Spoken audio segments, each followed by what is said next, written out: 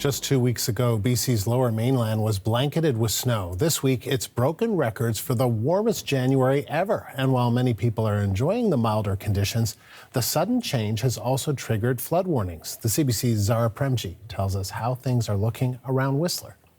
Here in Whistler, the river levels are climbing just as fast as they are in many other parts of the province.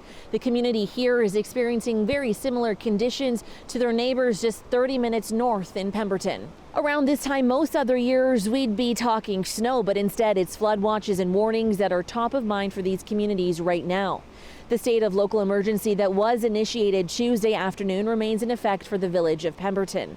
6 rural properties remain under evacuation order and several dozen more have been placed under alert, including a mobile home park. Residents have been asked to keep a go bag ready and to be ready to leave right away if asked to do so.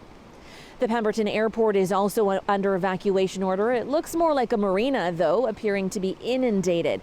Crews spent the evening last night installing pumps. Now, river levels are still sitting high, as we've seen, but for now, the dikes are holding.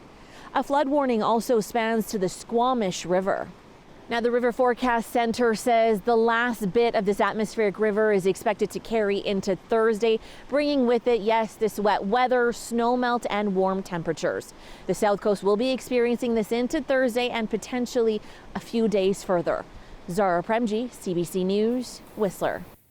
So for more on the strange conditions and how long they might last, we're joined by CBC Science and Climate Specialist Darius Madavi in Vancouver. And Darius, I mean, it's just unbelievable. You know, we were talking about how cold it was, how much snow there was, and people were enjoying that. And now this warm temperature and this atmospheric river. I mean, what is going on? You're right. Record-breaking cold snap within just 3 weeks. Went from a record-breaking cold snap across Western Canada to record-breaking snow for the south coast, at least, of BC, to record-breaking warmth. So within the last 3 weeks, temperatures have swung as much as 60 degrees Celsius in parts of BC, Alberta, and Saskatchewan, and it looks like that is set to continue. And the reason is this atmospheric river event that we're having. You can see it here. That's all that atmospheric moisture feeding into the province. And so usually when we talk about one of these, we're talking about the rain that it brings, but it also brings a lot of warmth, especially when that river comes up from the tropics. And so here you see all that rain from that first hit that happened, or second hit, sorry, that happened Sunday into Monday, and then a brief break on Tuesday, and then that last hit that's happening just now. Fortunately, this will be the last of it, so a bit of good news there, but temperatures are high across Western Canada because of that jet stream pulling that warm air in, that high pressure system sitting over the prairies, causing it to sink and sit in place. And so temperatures anywhere from 10 to 20 degrees above seasonal across Western Canada. We saw records broken, monthly temperature records broken in places like Vancouver and Abbotsford with temperatures 12, 13 degrees above normal, and a new provincial temperature record set for the entire province of Saskatchewan in Maple Creek, which saw temperatures of 21.1 degrees Celsius, which is almost the national record for highest temperature in January, which is just a degree warmer, set in Niagara Falls way back in 1950. 21 degrees in January in Saskatchewan. That is really unbelievable. So with these rising temperatures, though, there's quite the flooding situation, too. Yes, that's right. And so the rain is a big concern, but the temperatures play a role too. Freezing levels are extremely high across BC. On the south coast, they're sitting above the peak of Whistler, or at least they were a couple days ago. Now they're sitting just below that peak. But across most of the coast mountain ranges, we're seeing temperatures that don't mean virtually no snow across those regions. For Vancouver's local mountains, just rain, really. And so for places like Pemberton, which saw some pretty extreme flooding, we're seeing those river levels be extremely high, both because of that high amount of rain, but also the runoff from those mountains. And so we actually have imagery from one of Drive BC's webcams that caught how bad that flooding was. And fortunately, it has started to recede in the last few hours. But I was just looking at the river levels on Lillooet River, which drove this flooding. We've seen an evacuation order along that river, and it's just been expanded this morning, actually. And it looks like those levels are rising once again. So hopefully they won't reach the levels they were at yesterday, but we are keeping a close eye on it. And meanwhile, just adding to all of the strangeness, a lot of people in the Okanagan are talking about the skies this morning. I was looking at some photos of just like this strange kind of vivid pink. It's incredible, right? The photos are really amazing. I think we have a few of them here to show you. And what's happening here is sort of an interesting weather phenomenon, where I think most people are familiar with the idea that at sunrise and sunset, the sky gets these beautiful pinks and reds and oranges, and the sun becomes more and more red. And the reason for that is that as the sun sets or rises, it has to pass through more layers of the atmosphere. So more of its light, and particularly the blue light, is getting scattered off in different directions. So we get that amazing color in the sky and a less yellow and more red sun. And so what's happening here in these images in Kelowna and a little bit further south in Penticton as well, what we're seeing is that really happening because of the fog. So those water droplets suspended in the air in the fog, scattering that light right around you. So it's not just the sky that comes in that pink color, but really it's everything around you, which is just extremely rare conditions to have, but really incredible as well. It is incredible. It is quite beautiful, but wow, these are some strange times. CBC Science and Climate Specialist Darius Mahdavi live in Vancouver. So for more on the extreme weather in BC, I want to bring in Jen Ford. She is the chair of the Squamish-Lillooet Regional District Board, as well as a member of the Whistler Municipal Council. We've reached her in Whistler, BC. Jen, I appreciate you taking the time. So let's start with the flooding situation in the Pemberton area. What's the latest there? So the Pemberton Valley has seen significant flooding in many of the areas around the Pemberton Valley. We are working closely with the Village of Pemberton. They have issued some evacuation orders.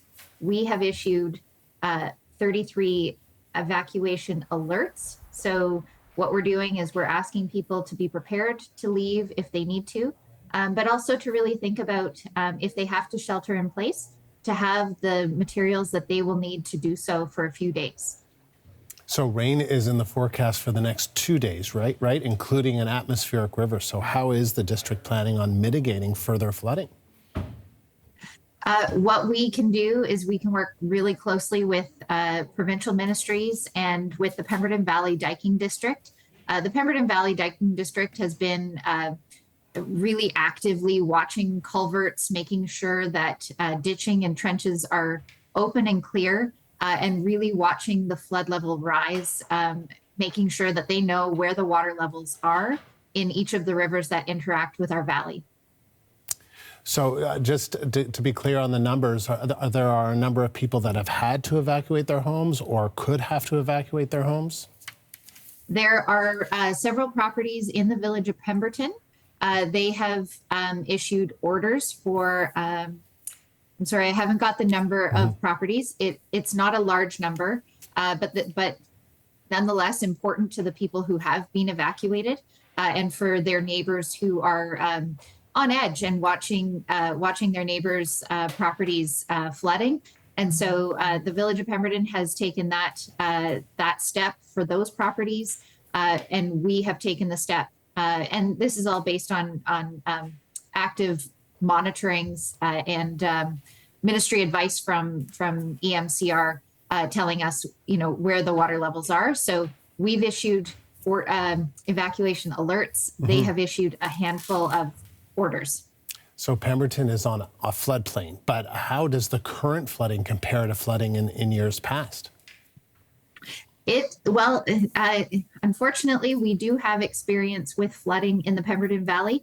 It is built in a floodplain.